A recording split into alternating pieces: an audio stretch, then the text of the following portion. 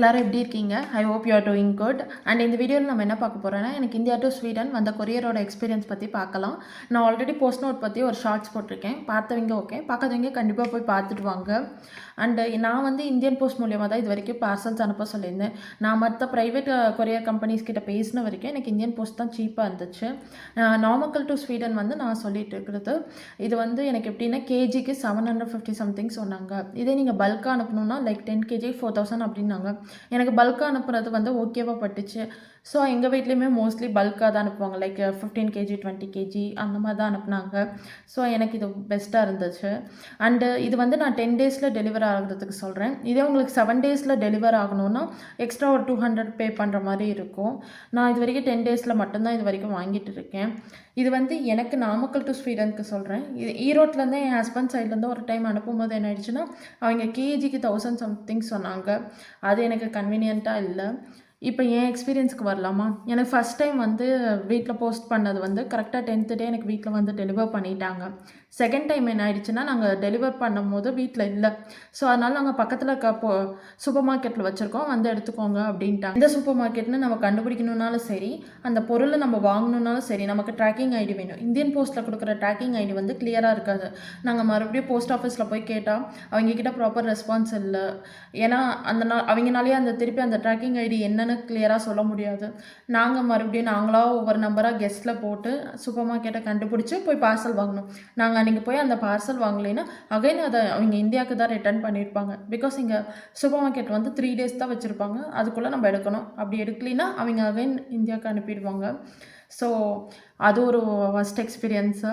And third time என்ன ஆயிடுச்சுன்னா, எனக்கு திடீர்னு மிக்ஸி ஜார் வந்து ரிப்பேர் ஆகிடுச்சு. ஸோ எனக்கு உடனே மிக்ஸி ஜார் வேணும்.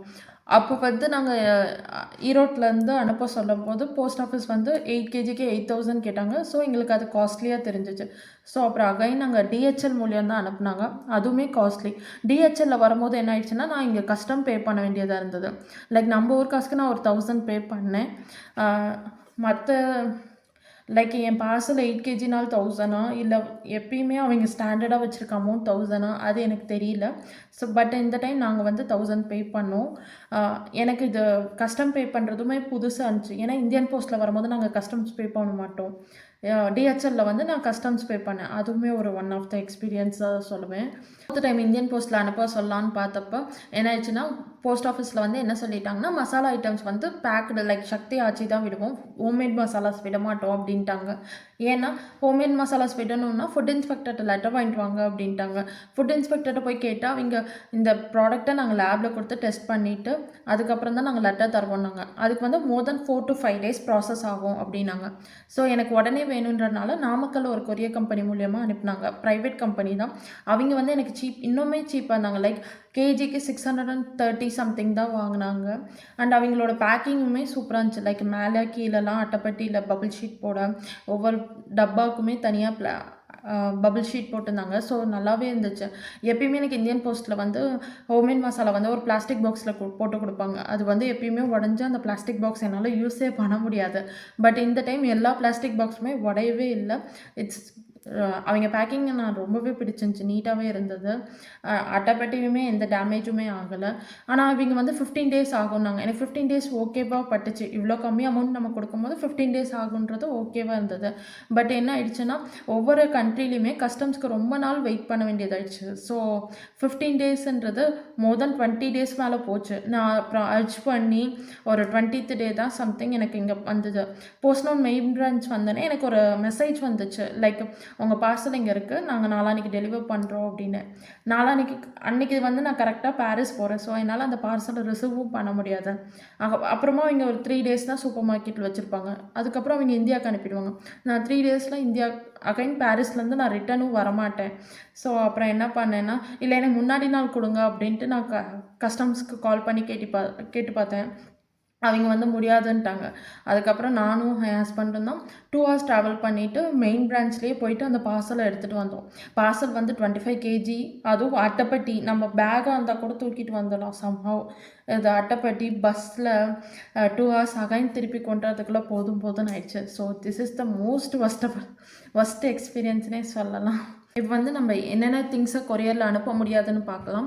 லைக் ஒவ்வொரு டைமுமே இந்தியன் போஸ்ட்டில் வந்து ரூல்ஸ் அப்கிரேட் ஆகிட்டே இருக்குது. எனக்கு ஃபஸ்ட்டு டைம் வந்து கீ விடலை, ஆயில் விடலை, கிளாஸ் பாட்டில்ஸ் விடலை, ஈவன் மெட்டல் ஸ்ட்ரா கூட என்னோடய பாட்டிலோட மெட்டல் ஸ்ட்ரா கூட விட மாட்டேன்ட்டாங்க. ஆனால் செகண்ட் டைம் என்ன ஆயிடுச்சுன்னா எனக்கு கீ விட்டுட்டாங்க. ஷூக்கு கூட நான் பெர்மிஷன் கேட்டு தான் நான் எங்கள் வீட்டிலேருந்து எனக்கு அனுப்பியிருந்தாங்க. மேக்ஸிமம் வந்து ஸ்வீட்ஸு சீக்கிரம் அழுகி போகிற மாதிரி இந்த பழம், கீரை வகை இந்த மாதிரிலாம் விட மாட்டாங்க. அமௌண்ட்டு விட மாட்டாங்க. டாக்குமெண்ட்ஸ் விடுவாங்களா விட மாட்டாங்களான்னு எனக்கு தெரியல. இது வரைக்கும் எனக்கு அனுப்புனது கிடையாது. மெட்டல்ஸ் மோஸ்ட்லி விட மாட்டாங்க. கோல்டு, பேட்ரி ஐட்டம்ஸ் மோஸ்ட்லி விட மாட்டாங்க. நான் கூட வீட்டிலேருந்து வெயிட் மிஷினு ஏதாவது அனுப்ப சொல்லலான்னு பார்த்தேன். பட் விட மாட்டாங்க. அதனால் அப்புறம் மெடிசன்ஸ் விட மாட்டாங்க. இப்போ ஏதாவது நீங்கள் ஒரு திங்ஸ் அனுப்புகிறீங்கன்னா, லைக் இந்த மில்லட்ஸ் அனுப்புகிறீங்கன்னு வச்சுக்கோங்களேன், அதுக்குள்ளே ஒரு சில்வர் கவர் இருக்கும், மேலே ஒரு பாக்ஸ் இருக்கும். நீங்கள் அந்த பாக்ஸோடவே முடிஞ்ச அளவுக்கு அனுப்புங்க. நீங்கள் அந்த பாக்ஸை வெயிட்டுன்ட்டு நீங்கள் அதை எடுத்துகிட்டு அனுப்பும்போது அந்த திங்ஸை என்ன பண்ணிட்டாங்கன்னா அதில் என்ன இன்க்ரீடியன்ஸ் இருக்குன்னு தெரியாதனால அதை மோஸ்ட்லி கஸ்டம்ஸில் பிடிச்சி வச்சுக்குவாங்க. நம்ம வந்து இந்தியன் போஸ்ட்டை வந்து நம்ம குறை சொல்ல முடியாது. ஏன்னா அவங்க மட்டுமே இல்லை, அவங்க செக்கிங் முடிஞ்சதுக்கப்புறம் மறுபடியும் ஒவ்வொரு இடத்துலையும் கஸ்டம்ஸில் பண்ணுவாங்க. அவங்களுக்கு ஏதாவது சந்தேகமாக இருந்துச்சுன்னா அவங்களுமே அதை ரிஜெக்ட் பண்ணிவிடுவாங்க.